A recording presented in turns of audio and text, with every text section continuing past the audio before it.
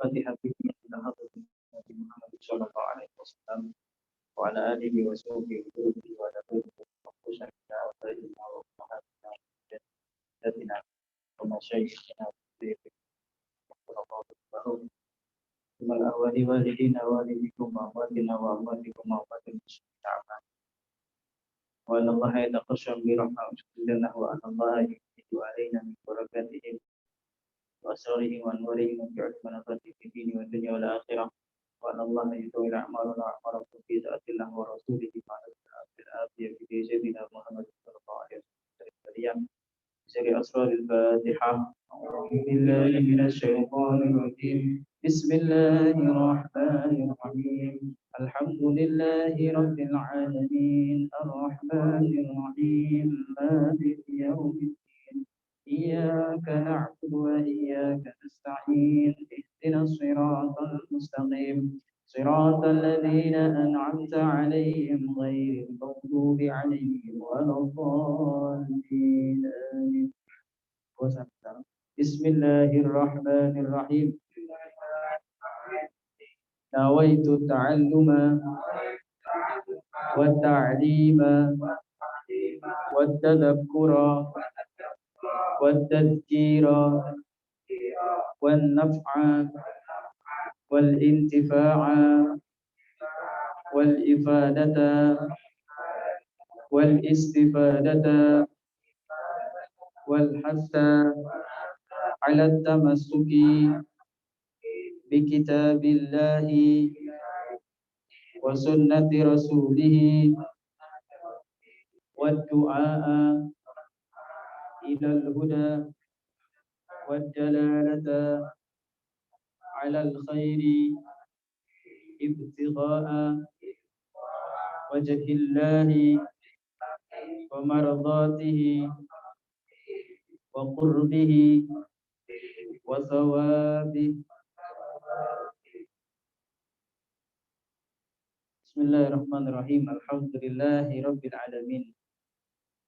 Salatu wassalamu ala asyrafil anbiya wal mursalin sayyidina wa nabiyina wa qudwatina wa maulana Muhammadin wa ala alihi wa sahbihi ajma'in. Subhanaka la ilma lana illa ma 'allamtana innaka antal alimul hakim. Rabbi shrah li sadri wa yassir li amri wahlul 'uqdatam min lisani yafqahu qawli. Amin ya rabbal alamin. Alhamdulillah, puji syukur kehadirat Allah Subhanahu wa taala, yang mana Allah Subhanahu wa taala hingga detik ini, hingga malam hari ini, kita semuanya oleh Allah Subhanahu wa taala insyaallah mendapatkan rahmat, mendapatkan hidayah, maunah serta taufik dari Allah Subhanahu wa taala, sehingga kula kalian panjenengan sedaya masih bisa istiqomah hadir majelis taklim guna untuk mengkaji dan menggali daripada syariat agama Allah yang diturunkan melalui baginda Muhammad sallallahu alaihi wasallam. Mugi-mugi kula kalih panjenengan sedaya tansah pinaringan sehat walafiat, panjang umur, dipenuhi hati kita dengan keimanan, dan juga dilapangkan hati kita oleh Allah sehingga kita mudah dalam menerima ilmu dan mengamalkan kita. Amin amin ya rabbal alamin. Salawat dan salam semoga tetap terhaturkan terhadap junjungan kita baginda besar Muhammad sallallahu alaihi wasallam.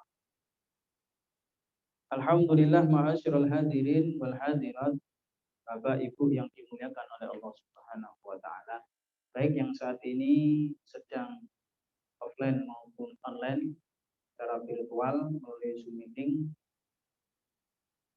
Pada malam hari ini kita masih akan melanjutkan pembahasan tentang masalah kitabus shalah, bab tentang masalah shalat. Yang mana minggu lalu kita ulangi sedikit untuk mengingat-ingat kembali. Minggu lalu kita sudah membahas tentang aqdabus shalah, udzur-udzurnya salat. Sudah kita bahas sampai dengan selesai, yang mana di dalam pembahasan udzur-udzur salat ini, sebagaimana yang sudah kita pelajari dan kita ketahui bahwasanya ada dua perkara. Udzur-udzur sholat ini ada dua perkara yang mana memang sholat itu wajib, namun kemudian ketika ada udzur yang menghalangi kita, menghalangi umat Rasulullah SAW untuk bisa melaksanakan sholat di waktu-waktunya terutama, maka dengan udzur ini seorang hamba umat Kanjeng Nabi Muhammad tidak akan mendapatkan dosa dari Allah Subhanahu. Yang dua ini nopo? Yang pertama adalah karena tidur sehingga dia kelewat waktunya. Kemudian yang kedua dikarenakan hamba tersebut lupa di dalam melaksanakan sholat. Maka dua udzur ini yang menyebabkan seseorang ketika meninggalkan sholatnya maka tidak akan mendapatkan dosa. Tentunya dengan kriteria-kriteria dan ketentuan-ketentuan yang sudah kita bahas pada minggu sebelumnya. Dan pada minggu sebelumnya, sebelum kita hari ini akan melanjutkan nanti masalah berkenaan dengan faslun fi bayani syuruti sihhatis shalah, tentang hal-hal yang menerangkan syarat-syarat sahnya sholat. Dan maka minggu lalu ada pertanyaan dari saudara kita yang secara virtual, Mas Tian me-WA-kan ke saya, cuman waktu itu belum sempat terjawab karena baru terbaca ketika sudah selesai pengajian. Maka ini saya akan kembali menjawab. Sebenarnya sudah saya jawab melalui WA, cuman ini agar menjadi ilmu juga buat pulau kali panjenengan karena ini penting. Kebetulan yang bertanya ini adalah saudari kita perempuan, Dia tanya masih mengenai tentang udzur-udzur sholat kemarin, berkenaan dengan udzur. Maka beliau tanya, ini saya bacakan. Saya kan lagi hamil muda anak kedua. Ini kasus, ibu hamil muda. Yang menurut bidan saya dari awal harus lebih banyak beristirahat dikarenakan usia saya yang memasuki 40-an. 40 tahun ini maksudnya. 40 tahun itu biasanya menopause sudah ya. Oh belum, 50 ya. Mungkin ini tergantung ini ya kondisi. Maka saya lebih banyak beristirahat dan meliburkan warung. Nah, beliau kebetulan juga ini buka warung, usaha, jualan. Dan saya sendiri juga merasa jika kehamilan ini agak sedikit lebih rewel dibandingkan kehamilan sebelumnya. Karena seringnya saya muntah dan mudah tertidur pula sampai anak dan suami tidak tega untuk membangunkan saya. Dan sudah 1,5 bulan ini sudah seringkali saya kelewatan sholat karena hal tersebut. Dan di saat saya agak baikan karena mulai nyaris kehabisan dana untuk kebutuhan rumah, jadi terkadang warung saya buka walau saat suami saya tidak di rumah. Ya. Maka beliau ini menanyakan, jadi kasusnya karena keberatan, merasa ada masyakoh, ada keberatan yang menyebabkan dia dhaif atau lemah di dalam untuk menjalankan sholat. Nah ini ibu hamil niku ketika hamil muda nggih wajar ngoten Pak. Bapak sampun paham, sampun ada istri, bagaimana ketika istri kita hamil, pastinya berat sekali apalagi memasuki trimester awal. Rewel, muntah-muntah, dan seterusnya. Beliau tanya, dan kelalaian saya ini akan berdampak buruk kepada suami, anak pertama, dan calon bayi saya juga. Dan yang terutama, apakah saya akan diazab Allah karena kelalaian saya ini? Dan apakah ini karena saya sering melalaikan sholat sehingga saya bisa dikatakan fakir saat ini? Nah, kemarin kita sudah membahas tentang masalah-masalah yang bisa menyebabkan seseorang fakir. Di antaranya nopo orang yang tarikus sholat meninggalkan sholat. Tidak hanya meninggalkan sholat, tapi dia meremehkan sholat. Ini sudah kita bahas. Ini hal-hal yang bisa menyebabkan seseorang fakir. Maka beliau khawatir dengan kondisi kehamilan yang sudah kurang lebih ini 1,5 bulan begitu.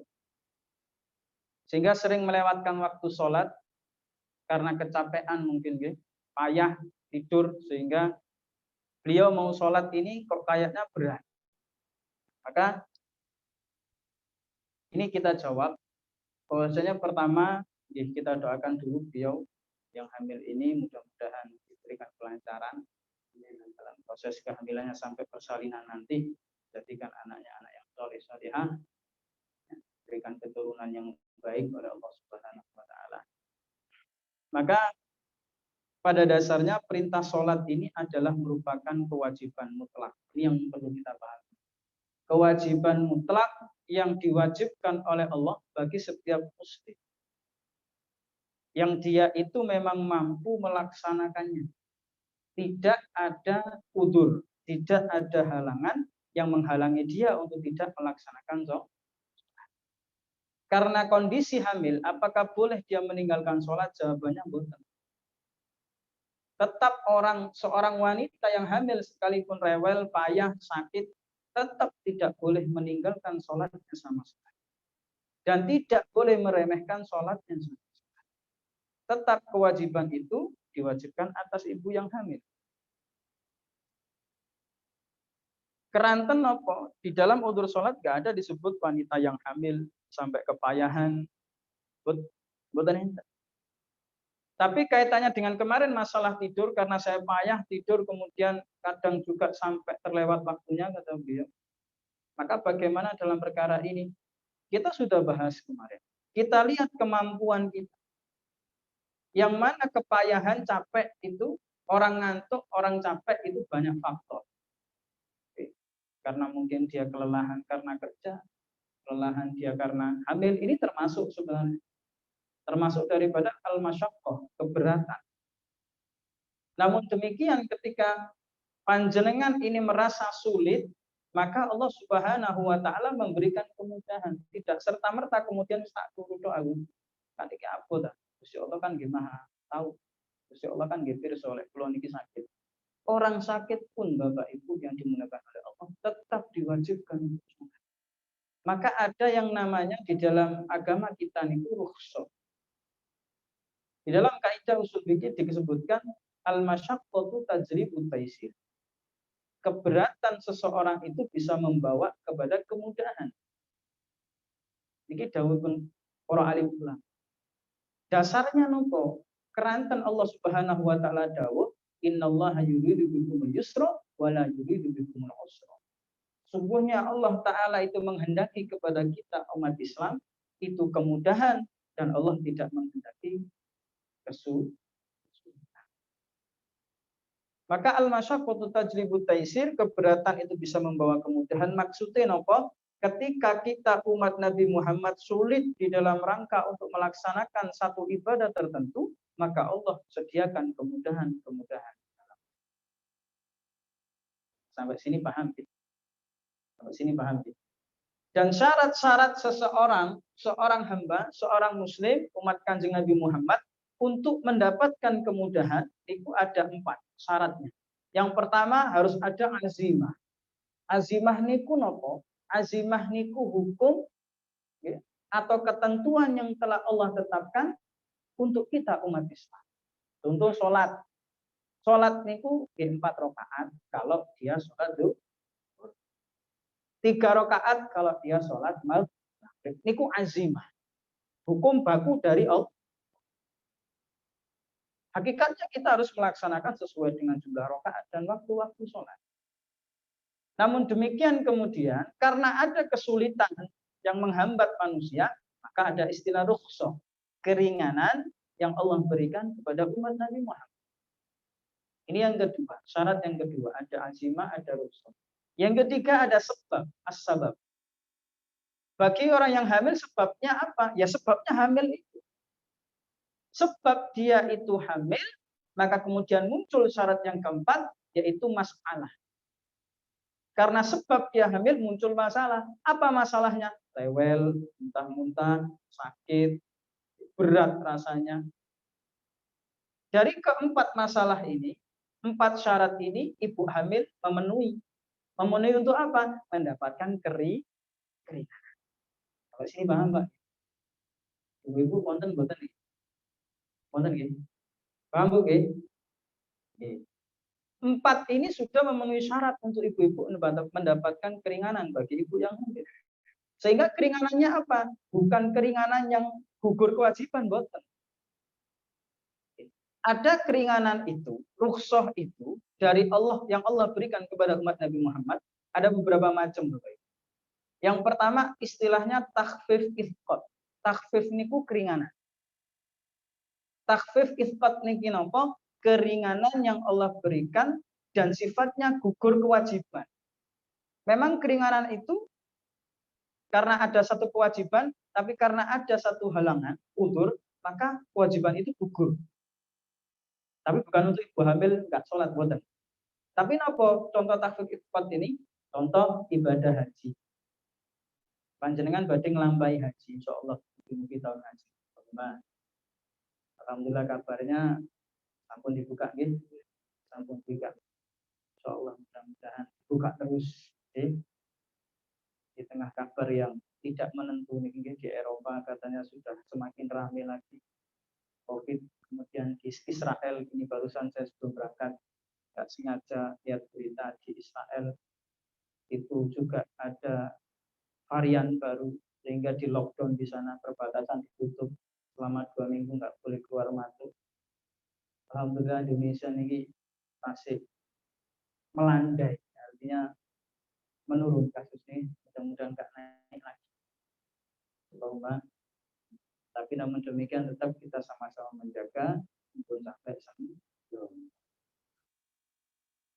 Kembali ke masalah ibadah haji. Ibadah haji hukumnya apa, Bapak Ibu?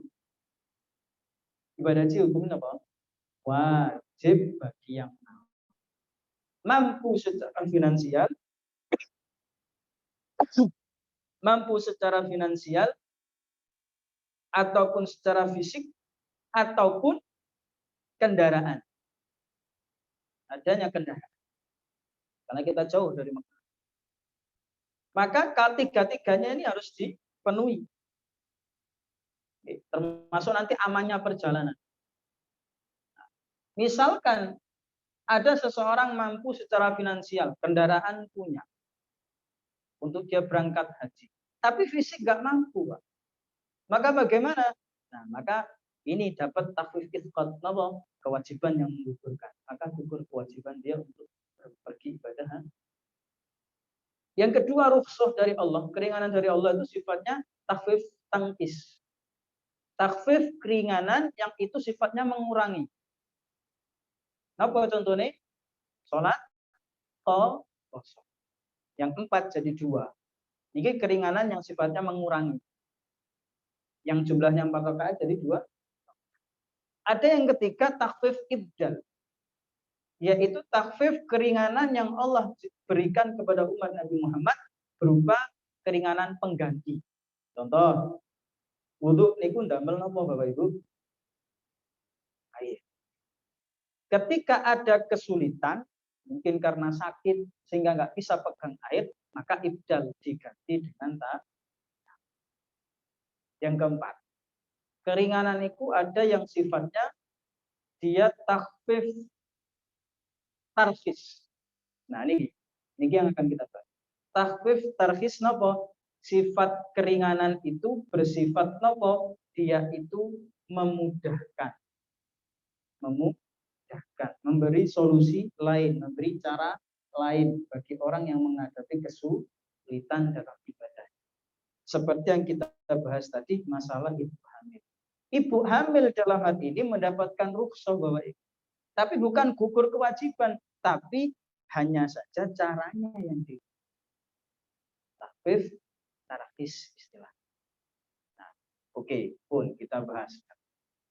Sehingga wanita hamil, ibu yang hamil tadi ketika merasakan kesulitan, maka bukan berarti sekalipun bidan ngomong, sampean kudu bed rest, kudu istirahat. Terus masuk 24 jam istirahat terus. Kan boten tuh. Dia mesti wonten aktivitasnya tuh. Dia masak, dia nompo, kan mesti tetap ada. Bukan berarti bed rest 24 jam tuh tolak gitu. Bidan itu insya Allah bermanfaat. Maka kemudian ketika kaitannya dengan kewajiban, tetap kita harus paksa diri kita selama kita mampu, semampu-mampunya kita. Lek boten sakit panjenengan berdiri bagi ibu yang hamil tadi karena berat, payah dan seterusnya, maka Allah Subhanahu wa taala mengatakan boleh sampai itu sholat dengan duduk. Kanjeng Nabi mengatakan lek gak bisa duduk, ya, fa illam yastati fa qa'idan. Maka sampai duduk. Nek sing mboten saged mangle, nggih, maka boleh dengan tidur berbaring. Nah, ini cara solusi. Keringanan yang memang solusinya kalau nggak bisa berdiri ya duduk, kalau nggak bisa duduk ya berbaring. Ini untuk ibu yang baik. Sampai pergi sampun paham mumpun dereng Bapak Ibu. Sampun nggih? Allah paham. Maka dalam Al-Qur'an Allah Subhanahu wa taala niku nanti dawuh, "Fattaqullaha mastata'tum." Maka bertakwalah kepada Allah dengan semampu kalian. Takwa niki napa? Yaitu melaksanakan segala perintah Allah dengan apa yang kita mampu. Sholat nggak bisa berdiri ya. Dan ini senada dengan hadis Nabi Muhammad SAW. Allah Kanjeng Nabi ini pun nanti dawuh, "Idza amartukum bi amrin." Jika seandainya aku ini memerintahkan kepadamu tentang satu perkara, fa'tu minhu mastata'tum. Maka datangilah itu, maka kerjakanlah hal itu dengan semampu yang kalian mampu. Semampunya. Karena tadi kembali ke kaidah awal al-masyaqqatu tajlibut taisir, kesulitan itu hakikatnya bisa membawa kepada kemudahan. Tapi namun demikian masyarul hadirin wal hadirat rahimakumullah, ibu yang hamil tadi seandainya dia mampu berdiri, cuman hanya saja dia nggak mampu rukuk dan nggak mampu sujud. Berdiri mampu, Pak. Maka bagaimana? Apakah dia sudahlah saya duduk saja? Apakah begitu? Betul. Karena ada hadis yang mengatakan, yang menyebutkan bahwasanya man qaddara 'alal qiyam wa ajuza 'anil ruku' awis sujud lam yasqut anhu al-qiyam. Maka Kanjeng Nabi Muhammad SAW niku nanti dawuh, seandainya ada seseorang yang dia masih mampu 'alal qiyam, ketika sholat dia mampu berdiri, maka ya berdiri. Namun dia lemah, nggak mampu dia ruku atau sujud, kata Rasulullah, maka lam yasqut anhu al-qiyam. Maka tidak menggugurkan yang namanya berdiri tadi. Berdiri ini tetap sholat, tetap takbiratul ihram berdiri, tapi kan nggak bisa rukuk. Bagaimana? Maka rukuk semampunya, artinya nggak harus 90 derajat sempurna begini, tapi mungkin agak mundur sedikit. Karena kan hamil, Pak. Terus sujud bagaimana? Sujud boleh dengan posisi duduk dan mengisyaratkan kepalanya ini harus lebih rendah dari posisi rukuk yang tadi. Keranten ini masih dianggap mampu berdiri. Jadi berdirinya tetap, rukuknya agak mampu, sujudnya agak mampu, maka rukuk dan sujudnya itu yang sebisanya semampu. Sampai bagi paham bahwa itu paham gitu. Niki terkait dengan masalah ibu hamil yang ditanyakan oleh saudara kita. Jadi, mudah-mudahan ini bisa menjawab dari pertanyaan tersebut. Dan kalau masalah meremehkan sholat, apakah ini kemudian akan berdampak kepada rezeki saya yang cukup, rezeki saya yang berkurang, dan seterusnya? Ya, bisa jadi Allah. Bagaimana yang telah kita bahas kemarin. Tapi yakin Bapak Ibu, selama kita tetap berusaha untuk takwa, saya punya niat untuk tetap melaksanakan sholat, tapi karena saya nggak mampu, ya maka solusinya panjenengan sholatlah dengan semampu panjenengan. Jangan sampai meninggalkan sholat hanya karena al-masyaqqah, kesulitan daripada ibu hamil. Karena tetap ulama sepakat wajib ibu hamil sholat tetap dengan cara. Tidak ada perbedaan dalam hal ini. Jadi keringanannya bukan keringanan yang menggugurkan, tapi keringanan yang dia itu memudahkan. Sampai sini paham nggih? Ya, alhamdulillah. Ini kaitannya dengan pertanyaan. Baik, Bapak Ibu, masyaallah hadirin wal hadirat rahimakumullah. Maka sekarang kita bahas sedikit terkait dengan masalah pasal yang baru, yang menerangkan tentang masalah syarat-syarat sahnya sholat. Bahwasanya syarat-syarat sah sholat ini sebagaimana yang sudah kita ketahui bersama. Untuk syarat-syarat di dalam ibadah, semua ibadah apapun, pasti memiliki yang namanya syarat. Dan syarat itu apa? Wahia ma yatawaqqafu 'alaiha sihhatus shalah wa laysat minha. Maka syarat itu merupakan dasar daripada keabsahan sholat. Akan tetapi syarat itu bukan bagian dari sholat. Merupakan keabsahan sholat, tapi syarat itu bukan bagian dari sholat. Jadi terpisah. Artinya nopo, syarat ini harus kita penuhi, harus kita laksanakan sebelum orang itu sholat. Paham Bapak Ibu? Syarat. Itu namanya syarat sah sholat. Nanti ada malih syarat wajib sholat. Ada syarat wajib sholat, ada syarat sah sholat. Bentennya nopo? Kalau syarat wajib, semua ibadah pun punya syarat wajib sholat. Apa syarat wajib di dalam ini? Dan syarat wajib ini secara umum, kata ulama, sama semua ibadah. Contoh, syarat wajib sholat nopo? Pertama harus Islam. Harus orang Islam. Terus kemudian yang kedua balik. Berakal. Ini secara umum semua ibadah menghendaki syarat wajib ini.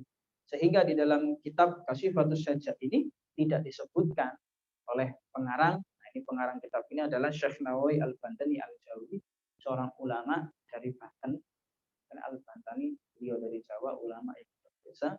Beliau mengatakan di dalam kitab beliau ini wa amma syurutu wudu bisolah falam yadkurha al-musannifu bi wuduhiha aw li adami ikhtisasiha bisolah.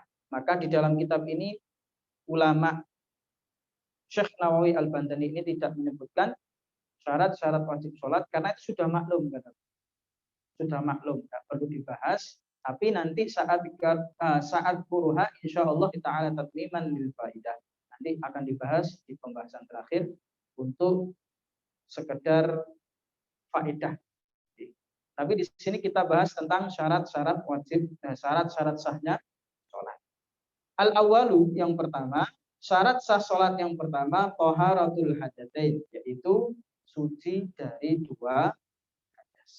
Baik itu hadas kecil maupun hadas besar.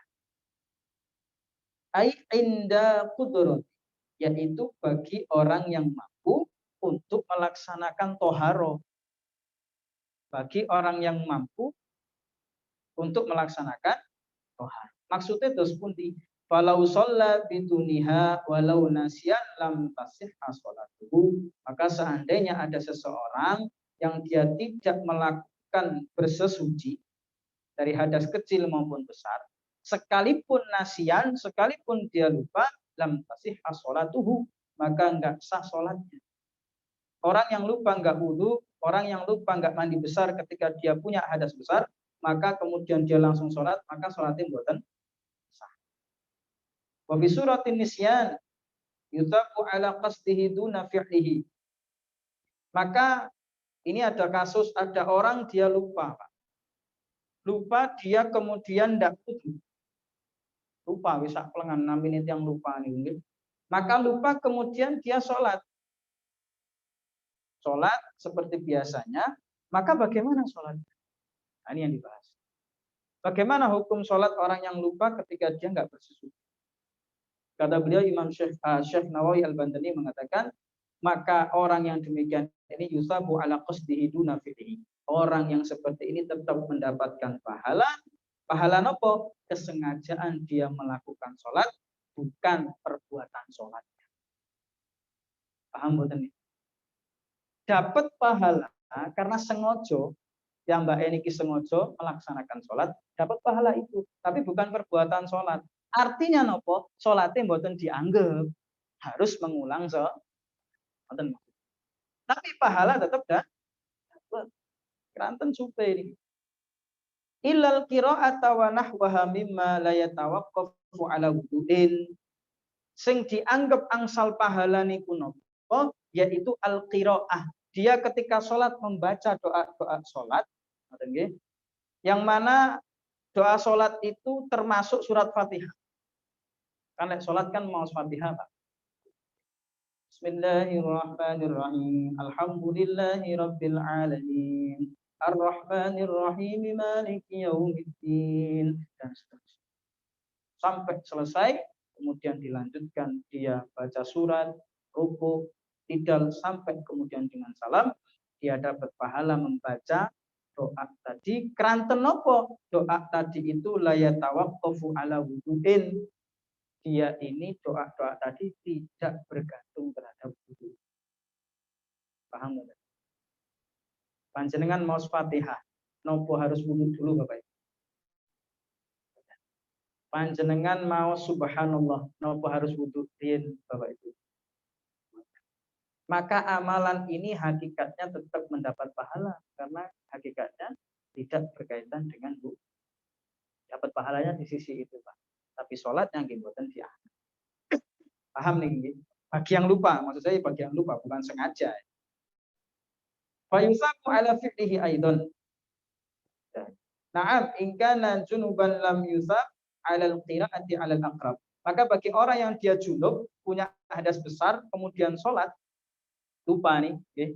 Maka orang yang junub ini justru tidak mendapat pahala apapun di dalam sholatnya, termasuk membacanya itu tadi. Membaca doanya dia tidak dapat pahala bagi orang yang junub.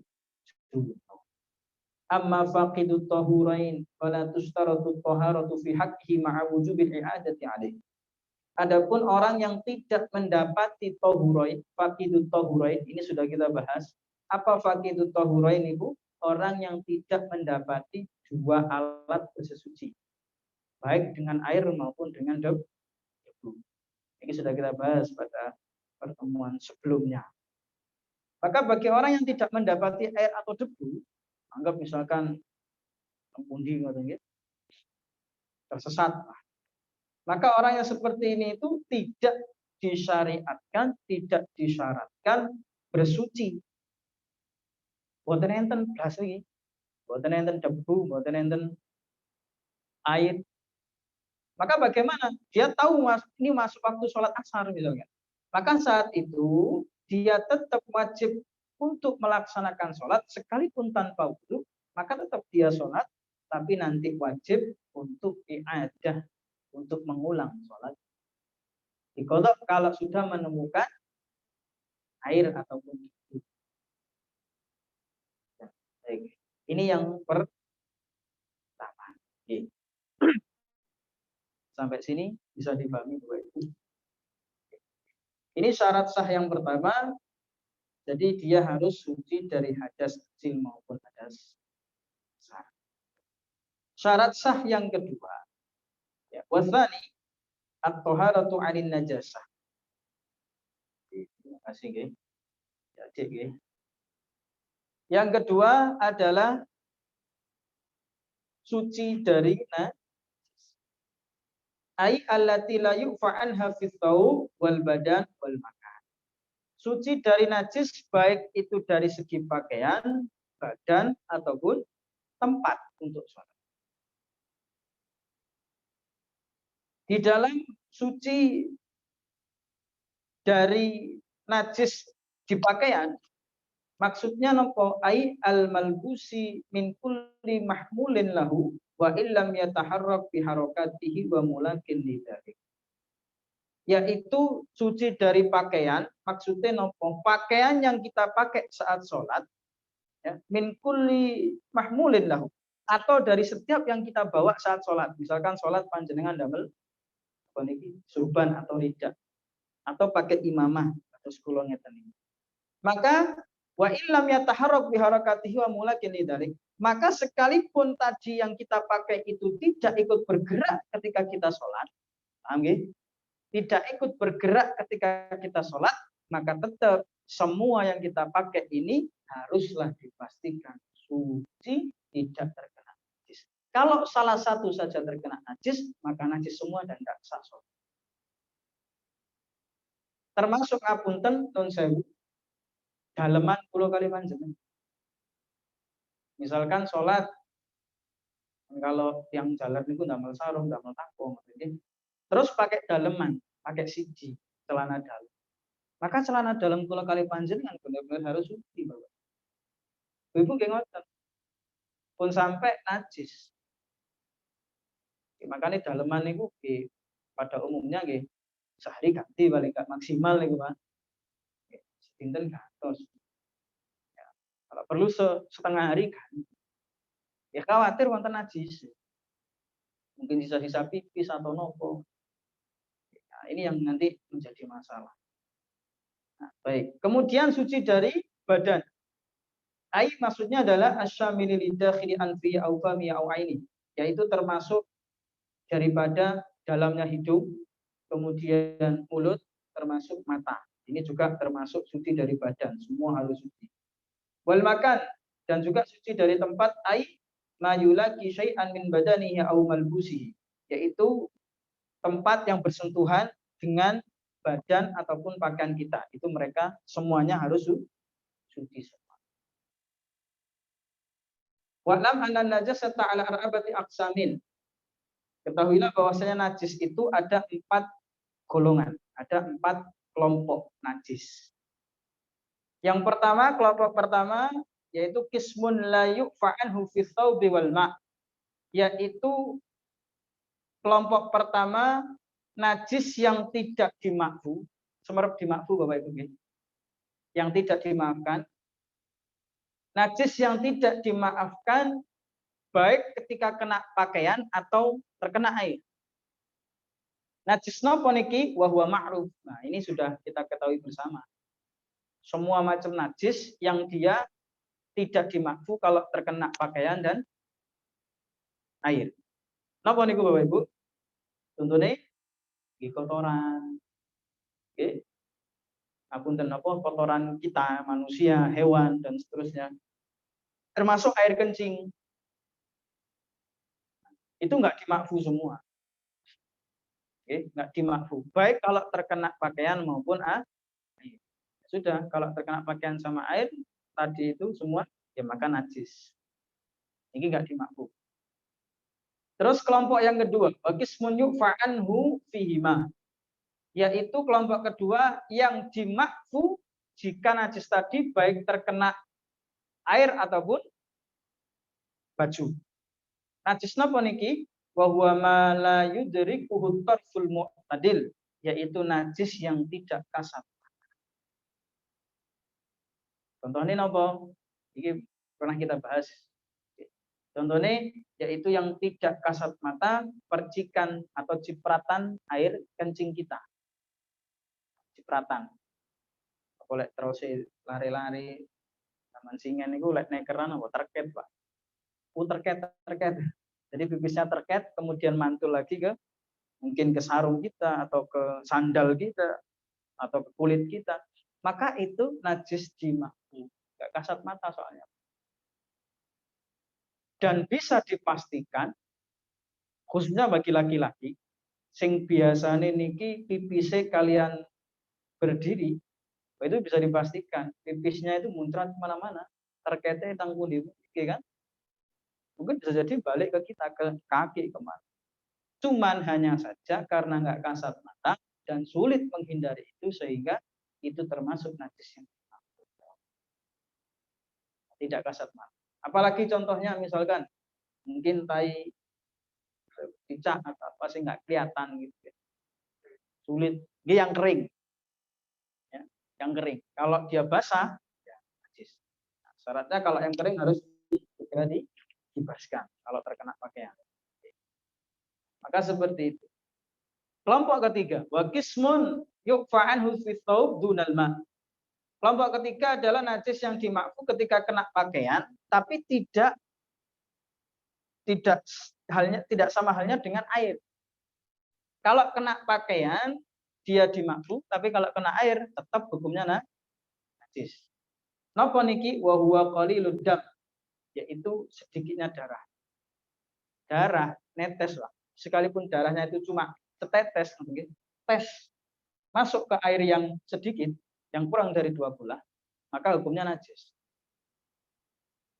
Sekalipun itu tidak sampai merubah air, padahal ini air sedikit.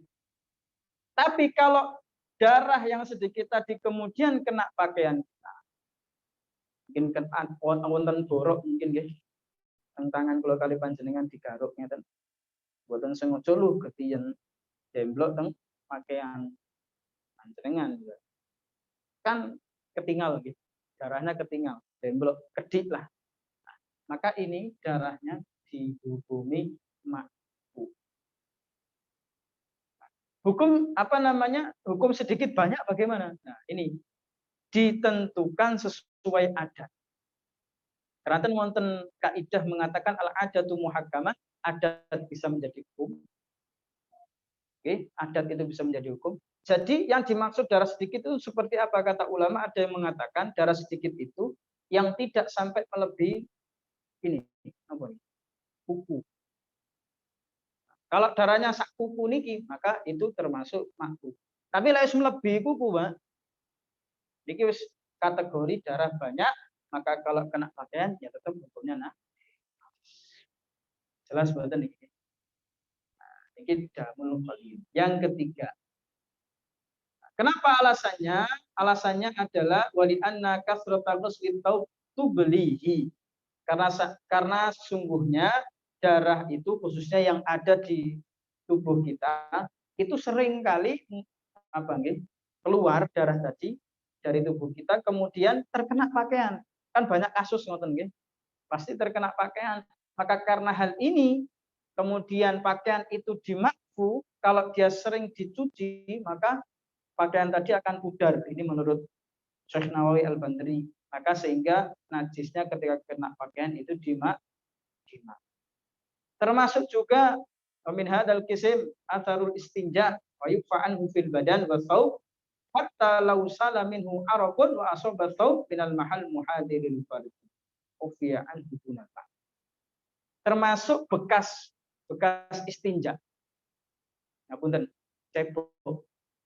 Mantun buang air besar, cebok kan. Cebok, kemudian pakai air, kemudian air tadi itu merembes. Sisa air tadi itu merembes ke bawah misalkan, Pak. Atau ke badan, atau ke pakaian. Kan mantun cawi, mantun kita bayangkan mantun cawi, mantun nggih. Kan mantun bekas ngapunten air kan, Pak. Habis dari itu, kemudian langsung kita pakai celana dalam. Basah mboten? Basah. Maksudnya, kata beliau, ya ini yang dimaksud atharul istinja, bekasnya istinja itu, sekalipun mengalir terus bercampur dengan keringat, kata beliau, kemudian mengenai pakaian, itu tidak menjadikan najis, dan itu najis makruh. Lek najis, Pak, susah. Loh, guys, itu susah. Mantun istinja, kita nggak boleh langsung pakai kerantos kering dia. Sehingga ada air derajat saya enak, Pak. Oke. Ibu sehingga ada air derajat saya tasik penak. Sakit air derajat saya tempat kering. Nah, sing mboten enggak ada. Ini berat. Nah, Islam itu enggak berat. Oke. Maka ini hal-hal yang dimakruh dalam segi najis. Yang keempat, yang terakhir, waqis munyuk fa'an fil ma'duna taub, yaitu kelompok najis yang dimakfu ketika terkena air tapi enggak dimakfu ketika terkena pakaian. Oke. Contohnya apa? Wa huwa al-maitatu allati la damalaha kal qamdi. Ya. Jadi darah atau najis ini dimakfu ketika terkena air tapi ketika kena pakaian enggak dimakfu. Contohnya apa? Napa al-maitatu? Yaitu bangkai. Bangkai yang bagaimana? Allati la damalaha. Bangkai yang tidak keluar air. Mohon maaf, keluar darah. Tidak keluar darah. Maksudnya darahnya ini dia tidak mengalir. Seperti apa? Seperti kutu. Jadi tumo, ibu sing petan-petan ini sering petan-petan ngoten gitu. Petan-petan terus kemudian nemu tumo dipateni percep ngoten gitu. Diprentes ya. Karena ada darahnya itu. Maka hal ini dimakfu ketika masuk air, tapi ketika terkena pakaian dia tidak dimakfu. Hatta law hamalaha fi shalah batalat, kalau seandainya dia ini membawa bangkai tadi itu dibawa di pakaiannya, maka ini batalat sholatuhu, batal.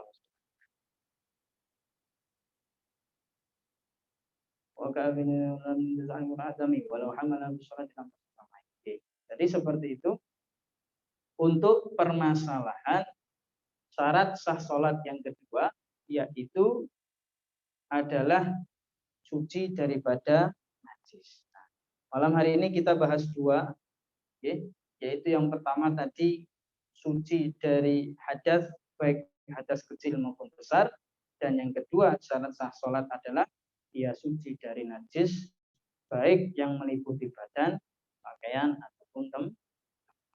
Monggo kita akhiri wonten pertanyaan, Bapak Ibu.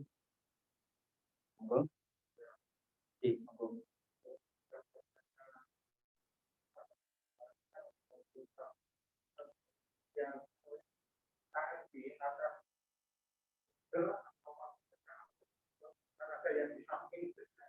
Oke, baik. Sempurnanya takbiratul ihram, terus kemudian sendakep. Maka takbiratul ihram niku harus sekalipun nanti juga di sini disebutkan syarat sah sholat itu harus menghadap kiblat. Apanya yang menghadap kiblat? Yaitu yang menghadap wastiqbalul kiblat itu apanya? As-sadr, yaitu dada. Jadi dada harus menghadap ke kiblat. Dada sepenuhnya. Jadi buatan angsal tiang sholat itu miring-miringnya tadi. Buatan angsal. Sepenuhnya dada harus menghadap ke kiblat. Kemudian berikutnya nopo, yaitu ketika takbiratul ihram, telapak tangan ini harus menghadap ke kiblat. Terus gitu. Oke. Allah gitu. Harus seperti ini. Dan ditutup posisi, bukan ngeten. Tutup. Oke. Nah, ini nanti ada perbedaan ulama. Perbedaan ulama mengenai nanti mengangkat kedua tangan. Imam Syafi'i mengatakan diangkat sekira sejajar dengan daun telinga. Nanti ada Imam Malik, bukan daun telinga, tapi dada. Niki, napa pundak. Nggih, ngeten. Ini Imam Malik, Allahu Akbar, ngeten. Imam Syafi'i ngeten. Dan semuanya ini sepakat menghadap kiblat. Boten ngeten, Pak. Lo jadi apa ngeten? Boten. Oke. Atau ngeten ini boten lo harus gini. Kemudian enggak boleh gini juga. Malas niki takbirit yang malas. Lo ngeten. Kan wonten. Malas mungkin kewesel napa ya napa ngene. Nah, malas soalnya. Kulo nate pirsani sing ngoten ya. Salat kok. Jadi sing semangat. Terus kemudian sendakep. Nah, masalah sendakep pun nanti perbedaan ulama. Baik Imam Hanafi, Maliki, Syafi'i, Hambali berbeda. Karena kita kebanyakan Imam Syafi'i, madzhab Imam Syafi'i, maka tadi takbirnya sejajar dengan daun telinga. Kemudian sendakepnya niku di atas pusar, di atas pusar, qasura wa tahta sadr, yaitu di atas pusar, di bawah dada. Allahu Akbar. Segini. Ibu-ibu ketinggal mboten, Bu? Tinggal gitu. Jadi di tengah-tengah antara pusar dan dada. Dan sendakapnya, cara sendakapnya niku tangan kanan sambil mencengkram pergelangan tangan kiri. Gitu. Boleh gini. Agak ke tengah boleh. Ya enggak boleh gini, Pak. Ya ini mboten angsal. Ngeten. Ngeten iki kademen, Bu. Ngeten. Imam Syafi'i. Nanti Imam Malik beda lagi. Allahu Akbar. Tidak ada. Ada lagi sebagian pendapat Imam Ahmad bin Hambal itu ada yang juga Allahu Akbar. Nah, ini ketika perang, ya, sholat Siddatul Khauf. Begini kenapa? Karena zaman itu zaman perang bawa pedang. Jadi gini. Ada juga yang lepas tangan. Ini biasanya orang-orang Afrika. Allahu Akbar. Lepas. Nah ini perbedaan mana yang benar? Semua benar. Jadi menawi insya Allah makin kita dari kalian Allah dapat rezeki enggak kaji. Kita sholat di Masjidil Haram, mungkin sarang-sarang kali semua jamaah umat Islam seluruh dunia, di Afrika, Spanyol, sholat jamaah. Terus dia takbirnya beda dengan kita. Allahu Akbar lepas tangan. Ya, kita nggak usah batin. Panjenengan nggak usah batin. Ibu ngoten. Ini pada mereka. Kita saja yang nggak tahu. Itu masalah sempurnanya ketika takbiratul ihram. Dan konten malih.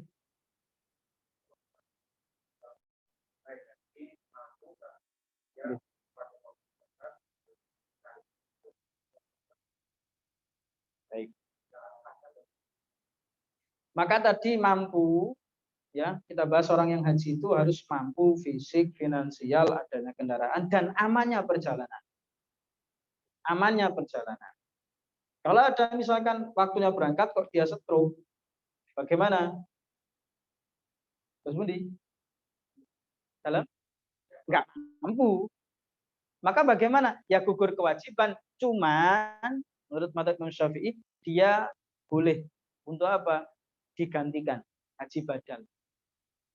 Dibadalkan sama orang yang sudah pernah haji ya. Tolong aku badalono iki kon tak sangoni. Karena aku wis kadung apa daftar iki. Ya siki rezeki tiange sing badali, Pak. Alhamdulillah ngoten nggih. Wis suruh badali, badalono aku wis ya iki duit tak sangoni sekolah. Tapi nanti pahalanya terus pundi? Pahalanya tetap untuk orang yang sakit. Yang badal ini belum dianggap haji. Paham nggih? Menggantikan haji badal.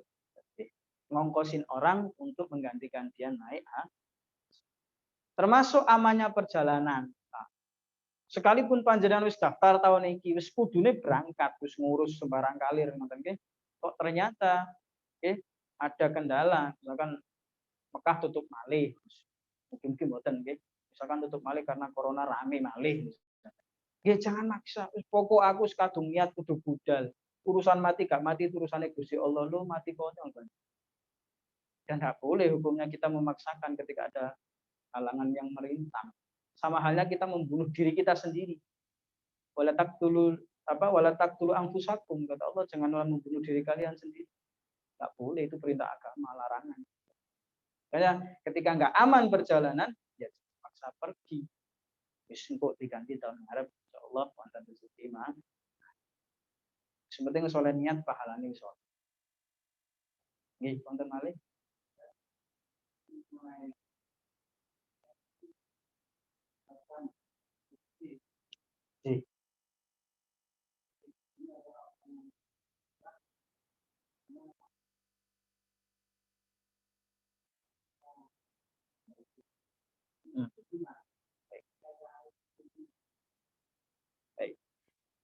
Jadi ini sudah kita bahas sebelumnya juga terkait dengan bagaimana kondisi seseorang kalau dia termasuk faqidut tahurain.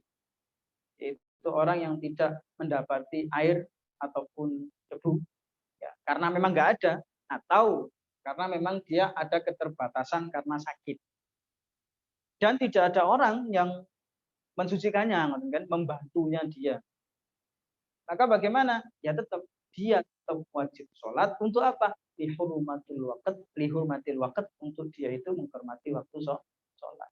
Untuk hurmatul waqt. Tapi nanti bagaimana? Ya diqodho, diulang lagi sholatnya kalau sudah sepuh sudah. Keranten wonten yang sebagaimana sudah kita pernah cerita, sahabat Nabi Muhammad niku nanti ketika mencari kalungnya Siti Aisyah yang hilang, sampai kemudian ini belum sholat duhur waktu itu. Waktu sholat duhur, belum sholat duhur. Mepet waktu asar. Nyari kalung nggak ketemu sampai waktu asar. Belum sholat sahabat ini. Kemudian sahabat ini, oh boy, terus sholat. Kata wudhu, terus kok gak nutut ini. Wih, saya langsung sholat aja, sholat. Karena selesai sholat kok dilala nggak selang beberapa lama ternyata masuk waktu. Sampai kepada Rasulullah cerita, ya Rasulullah, anak kada kada wa kada. Saya begini. Tadi saya sholat, tapi kami ini tidak wudhu. Gimana ya? Karena kami sudah harus nggak nutut, tapi kami keyakinan ini waktu sholat yang harus saya kerjakan. Maka Rasulullah tidak membenarkan dan Rasulullah tidak menyalahkan. Artinya apa? Sah. Itu hurmatul waqt. Maka nanti dari kesimpulan ulama terjadi perbedaan pendapat. Imam Syafi'i mengatakan ini hurmatul waqt tetap nanti harus diqadha. Nanti beda Imam Hanafi nggak harus diqadha.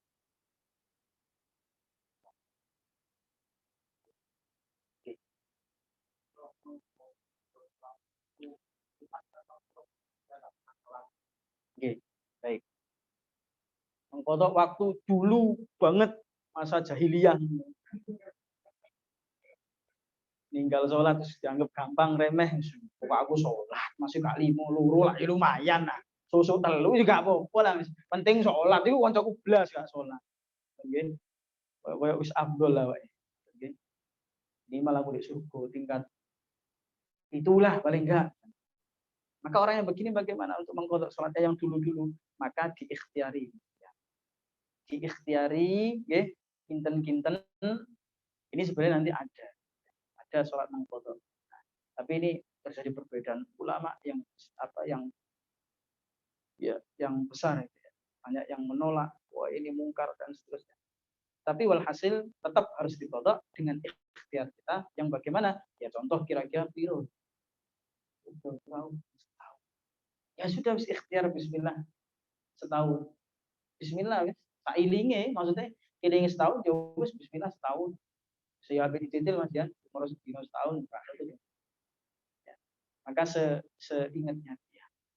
Seingatnya berapa? Yaitu yang diikhtiari. Kok ternyata belum sampai selesai kodoknya misalkan, kemudian dia meninggal dunia, bagaimana hukum sholat yang kemarin? Dia sudah ada niat kodok pakai hukum sholat. Ikhtiar.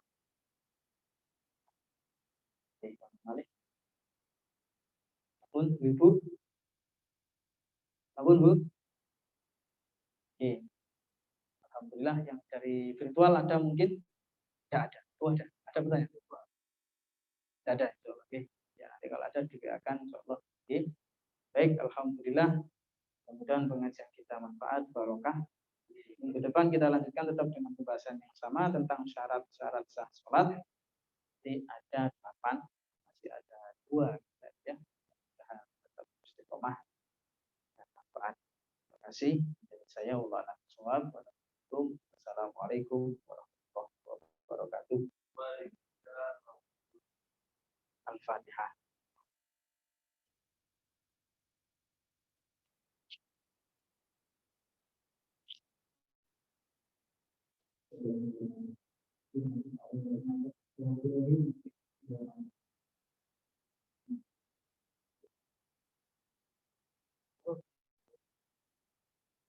Okay.